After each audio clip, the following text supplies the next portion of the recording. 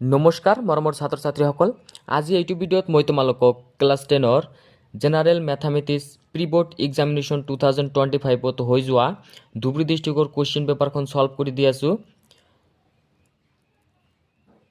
যদি তুমি এইবাৰ মেট্ৰিক পৰীক্ষা দিবা তেনেহ'লে এইটো ভিডিঅ' তোমাৰ বাবে অত্যন্ত প্ৰয়োজনীয়, কিয়নো এনে ধৰণৰ কুৱেশ্যন পেটাৰ্ন তোমালোকৰ মেট্ৰিক পৰীক্ষাত দেখিবলৈ পাবা। বহুত ইম্পৰ্টেণ্ট হয় এইটো কুৱেশ্যন পেপাৰ। তোমালোকে এইটো কুৱেশ্যন পেপাৰ সলভ কৰিবা। নিউ পেটাৰ্নত কুৱেশ্যন হয়। যদি তুমি ধুবুৰী ডিষ্ট্ৰিক্টৰ ষ্টুডেণ্ট হোৱা তুমি মিলাই ল'ব পাৰা কেইটা তোমালোকৰ শুদ্ধ হৈছে। 1 নংটো চাবা, তলৰ কোনবোৰ সংখ্যা ক্ৰমে সমানুপাতত থাকিব। এইটো কুৱেশ্যন ইম্পৰ্টেণ্ট দেই, তোমালোকৰ মেট্ৰিক পৰীক্ষাত এনেকুৱা টাইপ কুৱেশ্যন দেখিবলৈ পাবা। 1 নম্বৰ বি নংটো শুদ্ধ উত্তৰ হ'ব। তাৰপিছত 2 নম্বৰ সি নংটো শুদ্ধ উত্তৰ হ'ব। তোমালোকে চাবা এনেকুৱা টাইপ কুৱেশ্যন মেট্ৰিক পৰীক্ষাত থাকিব দেই। তাৰপিছত 3 নংটো চাবা, 3 নম্বৰ ডি নংটো শুদ্ধ উত্তৰ হ'ব। মান নিৰ্ণয় কৰা, মান হ'ব ঠিক এনেকুৱা টাইপ কুৱেশ্যন তোমালোকৰ মেট্ৰিক পৰীক্ষাত থাকিব। তাৰপিছত 4 নংটো চাবা, 4 নম্বৰ ডি নংটো শুদ্ধ উত্তৰ হ'ব। তোমালোকে এইবোৰ সলভ কৰিবা। তাৰপিছত 5 নম্বৰ তলৰ কোনটো পৰিমেয় সংখ্যা, সি নংটো শুদ্ধ উত্তৰ হ'ব। তোমালোকে মনত ৰাখিবা পৰিমেয় আৰু অপৰিমেয় দুটাৰ পৰা এটা তোমালোকৰ মেট্ৰিক পৰীক্ষাত এটা MCQ আহিব 100% চিয়'ৰ। এইটো সি নংটো শুদ্ধ উত্তৰ হ'ব। তোমালোকে পৰিমেয় অপৰিমেয় তোমালোকে শিকি যাবা। তাৰপিছত 6 নং কুৱেশ্যনটো চাবা, তলৰ কোনটো পৰিমেয় সংখ্যাৰ দশমিক বিস্তৃতি পৰিসমাপ্ত। মই তোমালোকক দেখুৱাই দি আছোঁ।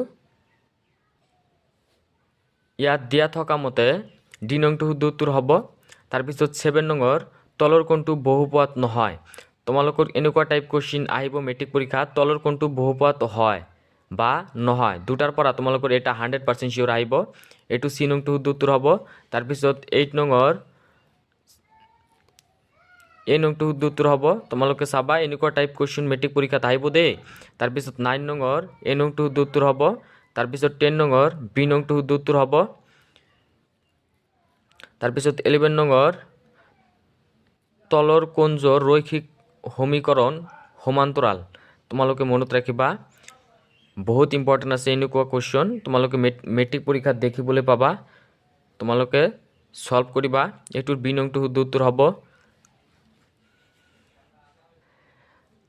তাৰপিছত 12 নং কুৱেশ্যনটো চাবা, পিৰ কি মানৰ বাবে তলত দিয়া সমীকৰণযোৰৰ এটা অদ্বিতীয় সমাধান আছে।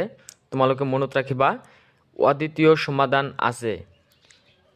তেনেহ'লে কি হ'ব এইটো পি নট ইকুৱেল টু 4। তোমালোকে মনত ৰাখিবা সমীকৰণটো দিয়া আছে। এইটো ডি নংটো শুদ্ধ উত্তৰ হ'ব। তোমালোকৰ মেট্ৰিক পৰীক্ষাত এনেকুৱা ধৰণৰ কুৱেশ্যন দেখিবলৈ পাবা।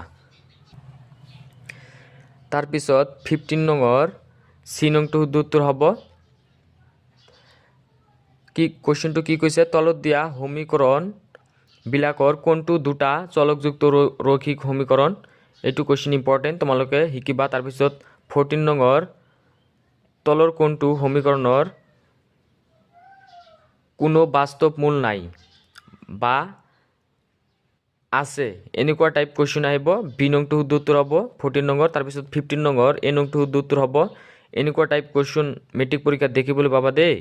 তাৰপিছত 16 নম্বৰ সি নংটো শুদ্ধ উত্তৰ হ'ব। 17 নম্বৰ এ নংটো শুদ্ধ উত্তৰ হ'ব।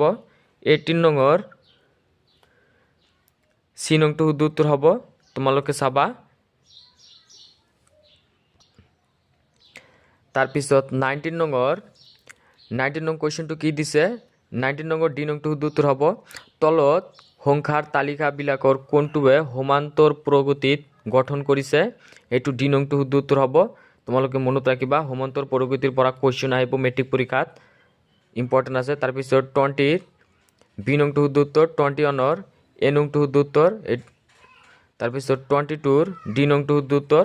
তোমালোকে মিলাই চাবা, বহুত ইম্পৰ্টেণ্ট হয় এনেকুৱা টাইপ কুৱেশ্যন তোমালোকৰ মেট্ৰিক পৰীক্ষাত আহিব দেই। এনেকুৱা পেটাৰ্ণৰ কুৱেশ্যনে আহিব। তাৰপিছত 23 ডি নংটো শুদ্ধ উত্তৰ হ'ব। তাৰপিছত 24 এ নংটো শুদ্ধ উত্তৰ এ নং 24 সি নংটো শুদ্ধ উত্তৰ A2 হ'ব তাৰপিছত 25 বি নংটো শুদ্ধ উত্তৰ হ'ব মই লাহে লাহে কৈ দি আছোঁ কোৱেশ্চনটো যাতে বুজাত তোমালোকৰ অসুবিধা নাথাকে তোমালোকে পঢ়িবা এবাৰকে আৰু অপশ্যনবিলাক চাবা কি অপশ্যন আছে তাৰপিছত 26 সি নংটো শুদ্ধ উত্তৰ হ'ব 27 এ নংটো শুদ্ধ উত্তৰ 28 ডি নংটো শুদ্ধ উত্তৰ 29 ডি নংটো শুদ্ধ উত্তৰ 30 এ নংটো শুদ্ধ উত্তৰ হ'ব তাৰপিছত 31 ডি নংটো শুদ্ধ উত্তৰ হ'ব এটা বৃত্তৰ কিমানবোৰ স্পৰ্শক থাকিব পাৰে অসীম সংখ্যক তোমালোকৰ যদি কোনোবা কোৱেশ্চন বুজাত অসুবিধা থাকে বা মোৰ ভুল হ'ব পাৰে তোমালোকে কমেন্টত জনাবা যে এইটো কোৱেশ্চন ভুল হৈছে মই তোমালোকক শুদ্ধ কৰি দিম তাৰপিছত 32 বি নংটো শুদ্ধ উত্তৰ 33 নং কোৱেশ্চনটো তোমালোকে পঢ়িবা 33 বি নংটো শুদ্ধ উত্তৰ 34 বি নংটো শুদ্ধ উত্তৰ হ'ব 22 সেন্টিমিটাৰ পৰিধিযুক্ত এটা বৃত্তৰ এটা চৌকোৰ কালি হ'ব এইটো তোমালোকৰ ডাইৰেক্ট তুলি দিছে বুকছৰ পৰা বহুত ইম্পৰ্টেন্ট আছে এইটো কোৱেশ্চন তোমালোকে শিকি যাবা তাৰপিছত 35 সি নংটো শুদ্ধ উত্তৰ হ'ব 36 এ নংটো শুদ্ধ উত্তৰ 37 এ নংটো শুদ্ধ উত্তৰ এইটো তোমালোকৰ বুকছৰ পৰা ডাইৰেক্ট তুলি দিছে 37 নং কোৱেশ্চনটো তাৰপিছত 38 বি নংটো শুদ্ধ উত্তৰ 39 বি নংটো শুদ্ধ উত্তৰ হ'ব তোমালোকে চাবা তাৰপিছত 40 ডি নংটো শুদ্ধ উত্তৰ এটা তথ্যৰ মাধ্য আৰু মধ্যমাক্ৰমে 10 আৰু 9 হলে বহুলক হ'ব 7 তাৰপিছত 41 4 নংটো শুদ্ধ উত্তৰ 42 বি নংটো শুদ্ধ উত্তৰ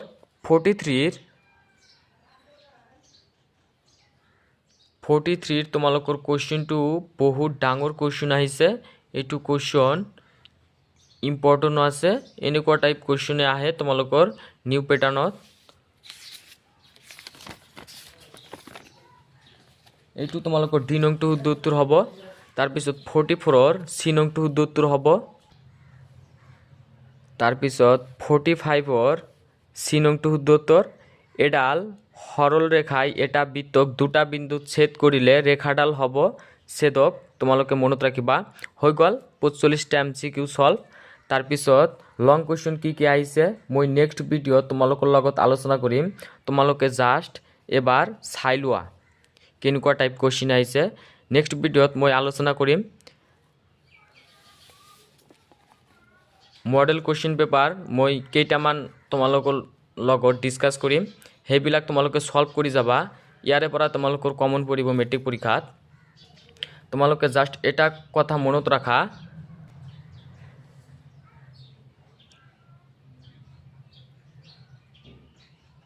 তোমালোকৰ মনত ৰাখিব লাগে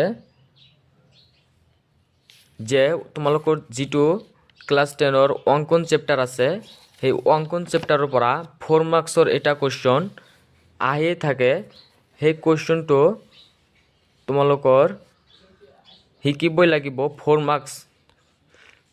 মাৰ্কস পাই যাবা এটা কোৱেশ্চন লিখিলেই